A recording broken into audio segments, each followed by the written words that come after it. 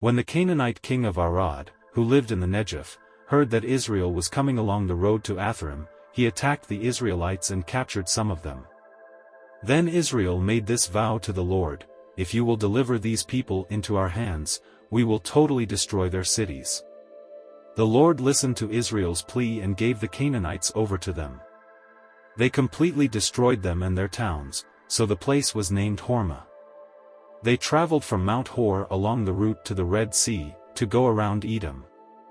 But the people grew impatient on the way. They spoke against God and against Moses, and said, "Why have you brought us up out of Egypt to die in the wilderness? There is no bread. There is no water. And we detest this miserable food." Then the Lord sent venomous snakes among them. They bit the people and many Israelites died.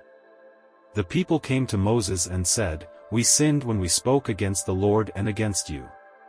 Pray that the Lord will take the snakes away from us." So Moses prayed for the people. The Lord said to Moses, "Make a snake and put it up on a pole. Anyone who is bitten can look at it and live." So Moses made a bronze snake and put it up on a pole. Then when anyone was bitten by a snake and looked at the bronze snake, they lived. The Israelites moved on and camped at Oboth. Then they set out from Oboth and camped in Iabrim, in the wilderness that faces Moab toward the sunrise. From there they moved on and camped in the Zered Valley. They set out from there and camped alongside the Arnon, which is in the wilderness extending into Amorite territory. The Arnon is the border of Moab, between Moab and the Amorites. That is why the book of the wars of the Lord says, "Zahab and Suphah and the ravines, the Arnon and the slopes of the ravines, that lead to the settlement of Ar and lie along the border of Moab." From there they continued on to Beer, the well where the Lord said to Moses, "Gather the people together and I will give them water." Then Israel sang this song: "Spring up, O well! Sing about it, about the well that the princes dug, that the nobles of the people sank. The nobles with scepters and staffs." Then they went from the wilderness to Mattanah, from Mattanah to Nahaliel, from Nahaliel to Bamoth, and from Bamoth to the valley in Moab where the top of Pisgah overlooks the wasteland. Israel sent messengers to say to Sihon king of the Amorites, "Let us pass through your country. We will not turn aside into any field or vineyard, or drink water from any well. We will travel along the king's highway until we have passed through your territory." But Sihon would not let Israel pass through his territory. He mustered his entire army and marched out into the wilderness against Israel. When he reached Jahaz, he fought with Israel. Israel, however, put him to the sword and took over his land from the Arnon to the Jabbok, but only as far as the Ammonites, because their border was fortified. Israel captured all the cities of the Amorites and occupied them, including Heshbon and all its surrounding settlements. Heshbon was the city of Sihon king of the Amorites, who had fought against the former king of Moab and had taken from him all his land as far as the Arnon. That is why the poets say, "Come to Heshbon and let it be rebuilt, let Sihon's city be restored." Fire went out from Heshbon, a blaze from the city of Sihon. It consumed Ar of Moab, the citizens of Arnon's heights. Woe to you, Moab! You are destroyed, people of Chemosh. He has given up his sons as fugitives, and his daughters as captives, to Sihon king of the Amorites. But we have overthrown them. Heshbon's dominion has been destroyed all the way to Dibon. We have demolished them as far as Nophah, which extends to Medeba. So Israel settled in the land of the Amorites. After Moses had sent spies to Jazer, the Israelites captured its surrounding settlements and drove out the Amorites who were there. Then they turned and went up along the road toward Bashan, and Og king of Bashan and his whole army marched out to meet them in battle at Edrei. The Lord said to Moses, "Do not be afraid of him, for I have delivered him into your hands, along with his whole army and his land. Do to him what you did to Sihon king of the Amorites, who reigned in Heshbon." So they struck him down, together with his sons and his whole army, leaving them no survivors. And they took possession of his land. Then the Israelites traveled to the plains of Moab and camped along the Jordan across from Jericho. Now Balak son of Zippor saw all that Israel had done to the Amorites, and Moab was terrified because there were so many people. Indeed, Moab was filled with dread because of the Israelites. The Moabites said to the elders of Midian, "This horde is going to lick up everything around us, as an ox licks up the grass of the field." So Balak son of Zippor, who was king of Moab at that time, sent messengers to summon Balaam son of Beor, who was at Pethor, near the Euphrates River, in his native land. Balak said, "A people has come out of Egypt, they cover the face of the land and have settled next to me. Now come and put a curse on these people, because they are too powerful for me. Perhaps then I will be able to defeat them and drive them out of the land. For I know that whoever you bless is blessed, and whoever you curse is cursed." The elders of Moab and Midian left, taking with them the fee for divination. When they came to Balaam, they told him what Balak had said. "Spend the night here," Balaam said to them, "and I will report back to you with the answer the Lord gives me." So the Moabite officials stayed with him. God came to Balaam and asked, "Who are these men with you?"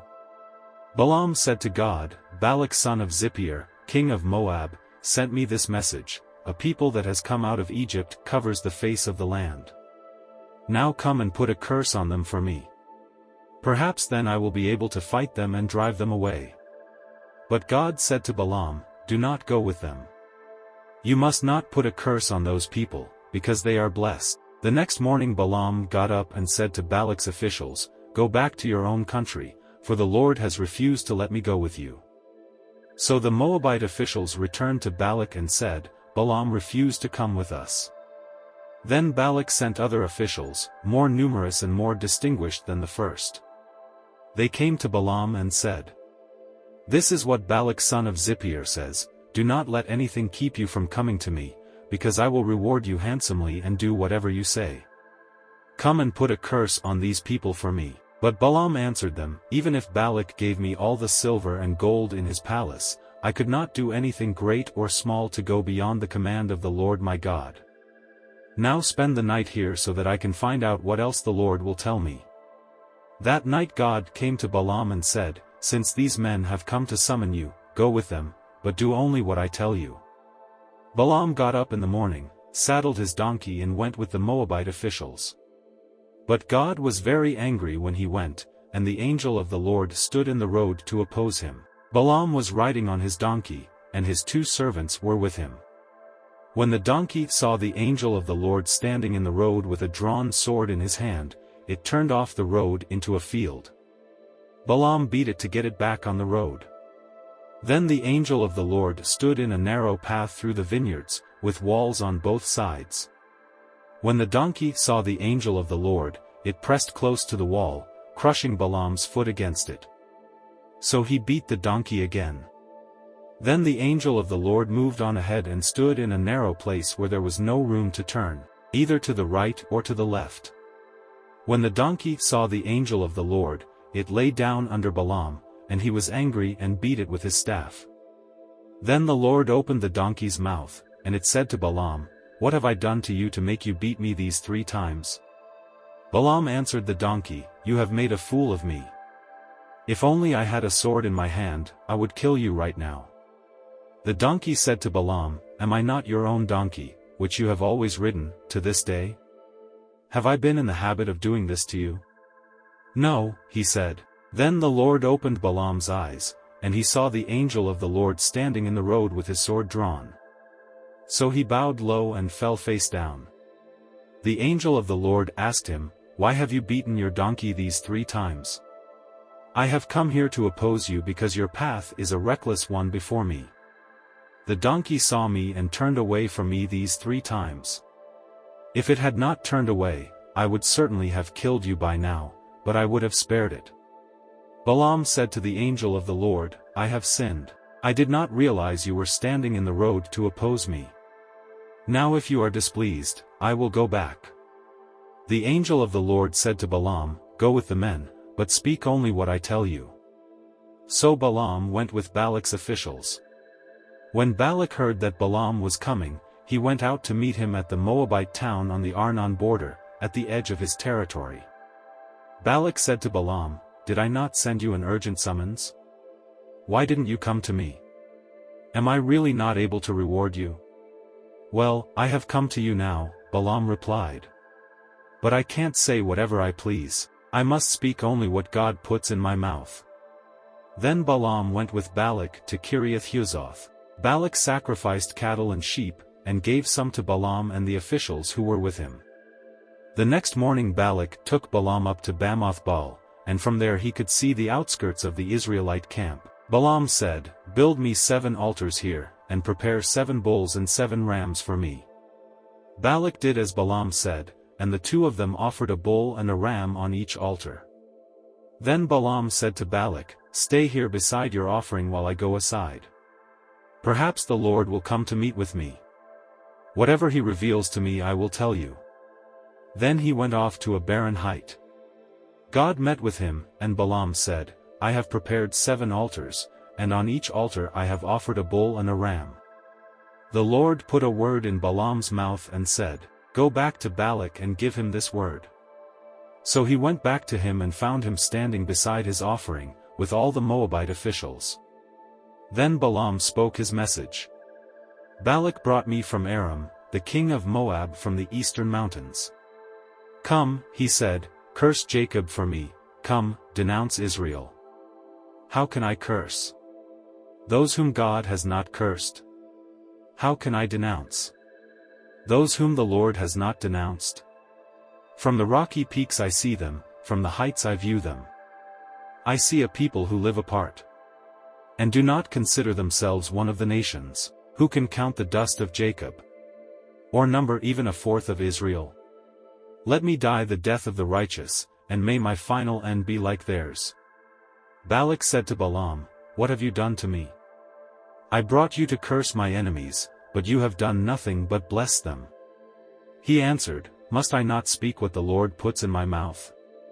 Then Balak said to him, "Come with me to another place where you can see them. You will not see them all but only the outskirts of their camp. And from there, curse them for me." So he took him to the field of Zophim on the top of Pisgah, and there he built 7 altars and offered a bull and a ram on each altar. Balaam said to Balak, "Stay here beside your offering while I meet with him over there." The Lord met with Balaam and put a word in his mouth and said, "Go back to Balak and give him this word." So he went to him and found him standing beside his offering, with the Moabite officials. Balak asked him, "What did the Lord say?" Then he spoke his message, "Arise, Balak, and listen, hear me, son of Zippeor. God is not human, that he should lie, not a human being, that he should change his mind. Does he speak and then not act? Does he promise and not fulfill? I have received a command to bless, he has blessed, and I cannot change it. No misfortune is seen in Jacob, no misery observed in Israel. The Lord their God is with them, the shout of the king is among them. God brought them out of Egypt, they have the strength of a wild ox.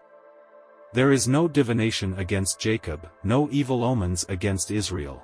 It will now be said of Jacob and of Israel, see what God has done. The people rise like a lioness, they rouse themselves like a lion. That does not rest till it devours its prey, and drinks the blood of its victims. Then Balak said to Balaam, "Neither curse them at all nor bless them at all." Balaam answered, "Did I not tell you I must do whatever the Lord says?" Then Balak said to Balaam, "Come, let me take you to another place. Perhaps it will please God to let you curse them for me from there." And Balak took Balaam to the top of Peor, overlooking the wasteland. Balaam said, "Build me 7 altars here, and prepare 7 bulls and 7 rams for me." Balak did as Balaam had said, and offered a bull and a ram on each altar. Now when Balaam saw that it pleased the Lord to bless Israel, he did not resort to divination as at other times, but turned his face toward the wilderness. When Balaam looked out and saw Israel encamped tribe by tribe, the Spirit of God came on him and he spoke his message. The prophecy of Balaam son of Beor, the prophecy of one whose eye sees clearly, the prophecy of one who hears the words of God, who sees a vision from the Almighty, who falls prostrate, and whose eyes are opened. How beautiful are your tents, Jacob, your dwelling places, Israel! Like valleys they spread out, like gardens beside a river, like aloes planted by the Lord, like cedars beside the waters. Water will flow from their buckets, their seed will have abundant water. Their king will be greater than Agag, their kingdom will be exalted. God brought them out of Egypt, they have the strength of a wild ox. They devour hostile nations, and break their bones in pieces, with their arrows they pierce them. Like a lion they crouch and lie down, like a lioness, who dares to rouse them? May those who bless you be blessed, and those who curse you be cursed. Then Balak's anger burned against Balaam. He struck his hands together and said to him, I summoned you to curse my enemies, but you have blessed them these 3 times. Now leave at once and go home. I said I would reward you handsomely, but the Lord has kept you from being rewarded. Balaam answered Balak, Did I not tell the messengers you sent me, even if Balak gave me all the silver and gold in his palace, I could not do anything of my own accord, good or bad, to go beyond the command of the Lord, and I must say only what the Lord says? Now I am going back to my people, but come, let me warn you of what this people will do to your people in days to come. Then he spoke his message. The prophecy of Balaam son of Beor, the prophecy of one whose eye sees clearly, the prophecy of one who hears the words of God, who has knowledge from the Most High, who sees a vision from the Almighty, who falls prostrate, and whose eyes are opened. I see him, but not now, I behold him, but not near. A star will come out of Jacob, a scepter will rise out of Israel. He will crush the foreheads of Moab, the skulls of all the people of Sheth. Edom will be conquered, Seir, his enemy, will be conquered, but Israel will grow strong. A ruler will come out of Jacob, and destroy the survivors of the city. Then Balaam saw Amalek and spoke his message. Amalek was first among the nations, but their end will be utter destruction. Then he saw the Canaanite and spoke his message. Your dwelling place is secure, your nest is set in a rock, yet you Canaanite will be destroyed when Ashur takes you captive. Then he spoke his message. Alas! Who can live when God does this? Ships will come from the shores of Cyprus, they will subdue Ashur and Eber, but they too will come to ruin. Then Balaam got up and returned home, and Balak went his own way. While Israel was staying in Shittim, the men began to indulge in sexual immorality with Moabite women, who invited them to the sacrifices to their gods. The people ate the sacrificial meal and bowed down before these gods. So Israel yoked themselves to the Baal-Peor. And the Lord's anger burned against them. The Lord said to Moses, Take all the leaders of these people, kill them and expose them in broad daylight before the Lord, so that the Lord's fierce anger may turn away from Israel. So Moses said to Israel's judges, Each of you must put to death those of your people who have yoked themselves to the Baal-Peor. Then an Israelite man brought into the camp a Midianite woman right before the eyes of Moses and the whole assembly of Israel while they were weeping at the entrance to the tent of meeting. When Phinehas son of Eleazar, the son of Aaron, the priest, saw this, he left the assembly, took a spear in his hand and followed the Israelite into the tent. He drove the spear into both of them, right through the Israelite man and into the woman's stomach. Then the plague against the Israelites was stopped, but those who died in the plague numbered 24,000. The Lord said to Moses, Phinehas son of Eleazar, the son of Aaron, the priest, has turned my anger away from the Israelites. Since he was as zealous for my honor among them as I am, I did not put an end to them in my zeal. Therefore tell him I am making my covenant of peace with him. He and his descendants will have a covenant of a lasting priesthood, because he was zealous for the honor of his God and made atonement for the Israelites. The name of the Israelite who was killed with the Midianite woman was Zimri son of Salu, the leader of a Simonite family. And the name of the Midianite woman who was put to death was Cosbi daughter of Zur, a tribal chief of a Midianite family. The Lord said to Moses, Treat the Midianites as enemies and kill them. They treated you as enemies when they deceived you in the Peor incident involving their sister Cosbi, the daughter of a Midianite leader, the woman who was killed when the plague came as a result of that incident.